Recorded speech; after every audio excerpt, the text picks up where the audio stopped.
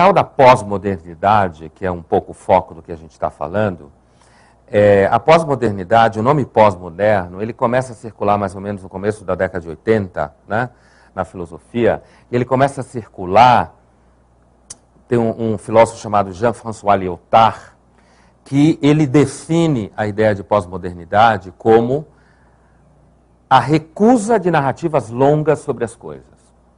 Teorias longas, teorias complexas, né?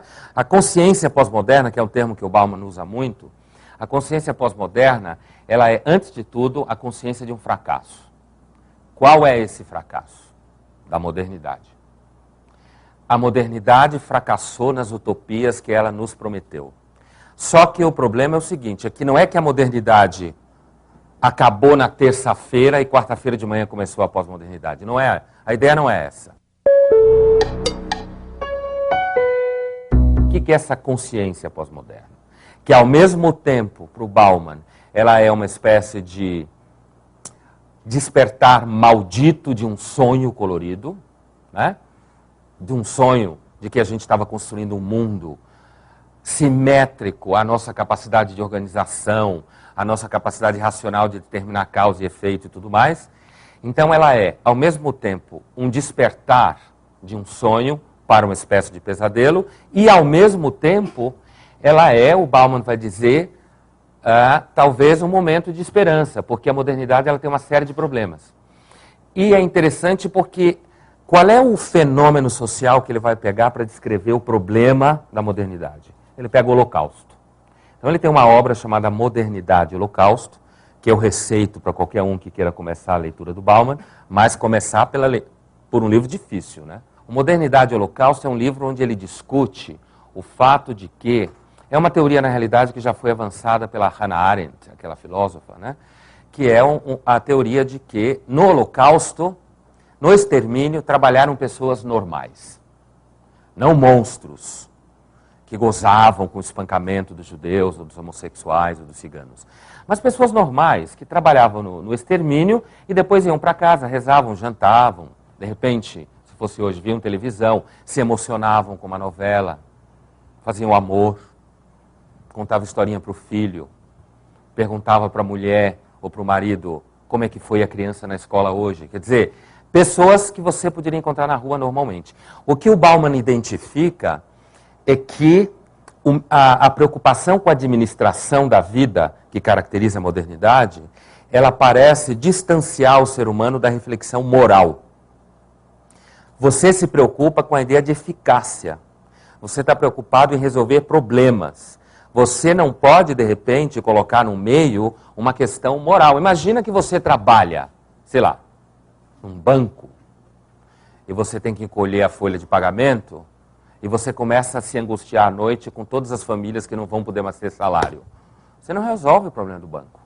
Você vai ficar sem salário, provavelmente. Então, assim, esse tipo de problema é que, claro, o Bauman vai localizar no Holocausto como um momento, o ápice desse tipo de dinâmica, tá?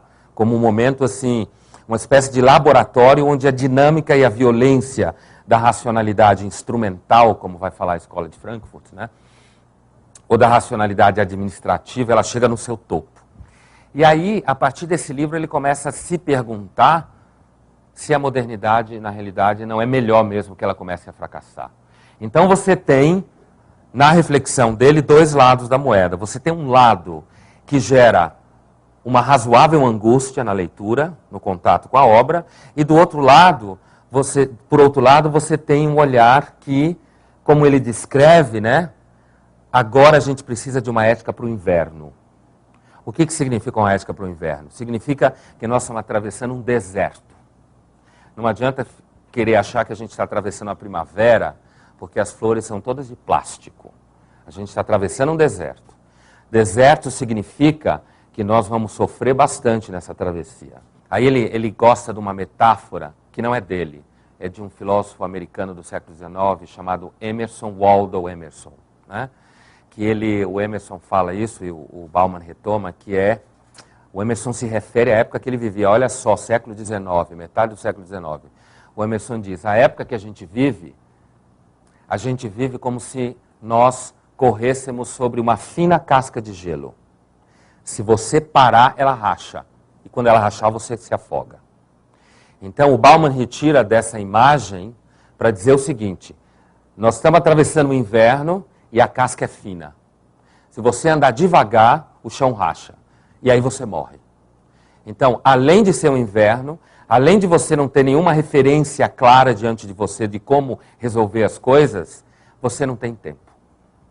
Isso é uma característica fundamental do diagnóstico, essa palavra que eu estava procurando, melhor que radiografia, diagnóstico do momento, né?